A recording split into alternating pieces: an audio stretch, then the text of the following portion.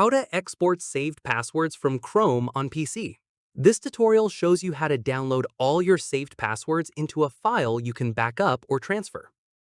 First, open Chrome on your computer. After that, click on the three dots in the top right corner. Let me show you. From there, click on Passwords and Autofill. At this point, click on Google Password Manager. In the next step, click on Settings from the left side menu. Following this, click on Download File under the Export Password section. Once done, enter your Windows password or use your fingerprint if prompted to confirm it's really you.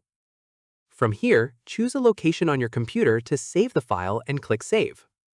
At this stage, the file will download as a CSV file containing every saved password.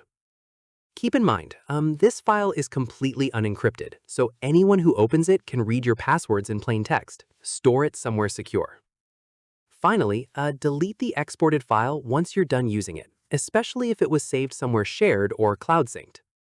And that's it. If this guide helped you export saved passwords from Chrome on PC, give it a like, subscribe for more Windows tutorials, and tap the bell icon for updates. See you in the next one.